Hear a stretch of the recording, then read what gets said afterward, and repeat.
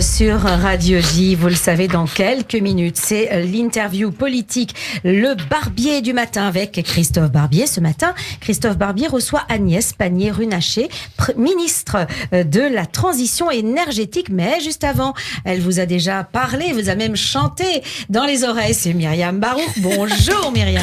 Bonjour Léa. Allez, du coup, vous le faites avec moi maintenant ? Bon, allez, j'y vais. Allez, on y va. Le billet de Shabbat. Je sais pas si les auditeurs entendent Emmanuel qui est dans le studio avec sa voix de baryton. Oui, on l'entend de loin, mais il est là, quoi. Toute la radio chante. Ouais, ça serait bien. Mais je pense qu'en régie aussi, il le chante. Alors, on m'a dit, oui, Myriam, dans tes chroniques, tu fais beaucoup de blagues sur des thèmes tragiques comme les réfugiés, les pédophiles et les téléréalités. Ouais. Du coup, ce matin, je vais faire des blagues sur les plaids. Voilà. Les plaids, c'est couverture à canapé, enfin couverture. C'est ce morceau de tissu trop petit et pas assez épais qui n'a jamais réchauffé personne. Tu sais, t'as froid, mais non, t'as froid, tu tires en haut, du coup t'as froid aux pieds. Ça peut réchauffer qu'une partie de ton corps. Si t'as froid au coude, par exemple, ça peut te servir. Tu sais, si t'arrives à te réchauffer à l'aide de plaid, c'est que t'en as mis 5 sur toi ou que tu as un schtroumpf. C'est pas faux. Qu'est-ce que le pape, Beyoncé et Donald Trump ont en commun? Je vous préviens, on n'est plus sur les plaids là. Hein. Ah bon, non.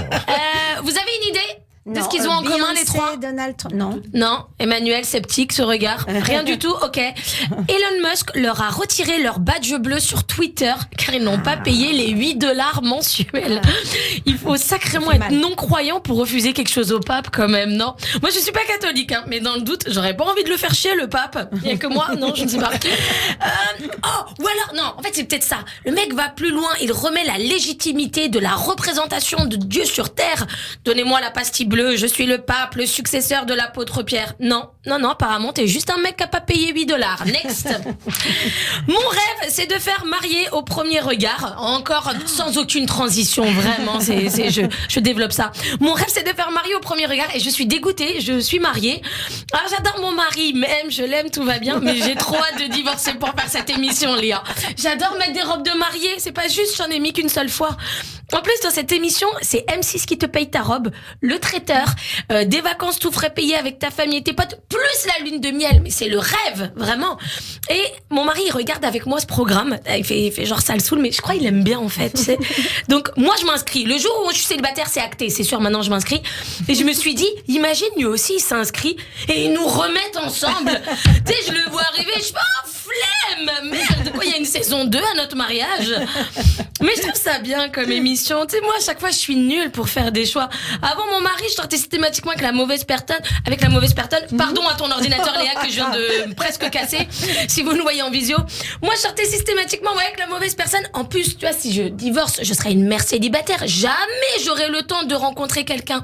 M6, ils ont fait fort en termes de charge mentale. Enfin, plutôt en termes de déchargement mental. Tu sais, t'as pas le temps de trouver un appart? M6 s'en charge.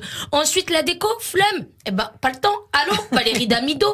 Ensuite, c'est bien, t'as tout ce qu'il faut, mais faut faire le ménage. C'est devenu dégueulasse. Allô, les reines du ménage. M6, c'est plus des émissions de divertissement qui te proposent, c'est des programmes pour faire les trucs à ta place. Élever des gosses. Allô, Super Nanny. Et même maintenant, trouver un mari. M6, on dirait trop ta mère qui te fait pas confiance pour faire les choses par toi-même. Tu sais, allô, Stéphane Plaza, ma fille, c'est horrible où elle vit. Aide-la à trouver un appartement. Aïe, je vous le dis. Et passe-moi ta collègue, l'experte du love. Allô, madame, ma fille est toujours célibataire sans enfant. À chaque fois, elle nous ramène un goy antipathique. Non, peu importe sa religion. Je veux juste qu'il soit gentil et qu'il l'aime. Voilà. Et pas un ashkénaze, évidemment, hein. Ni que ça le dérange de voir ses beaux-parents tous les jours. Ah, et s'il habite pas loin de mon boucher rue Crimée, c'est bien aussi, ça m'arrange. Allez, c'est tout, allez, merci. Et qu'il ait les yeux verts. C'est tout, merci beaucoup.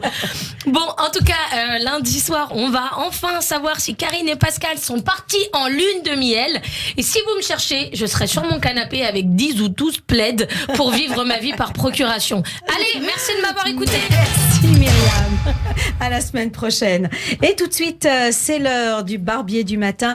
Et aujourd'hui, Christophe Barbier reçoit la ministre qui revient de Hinkley Point. Ah oui, c'est pas facile à prononcer. Hinkley Point, c'est chez les Anglais. C'est chez les Anglais. Mais le nucléaire est français. Centrale nucléaire anglaise en cours de construction par EDF.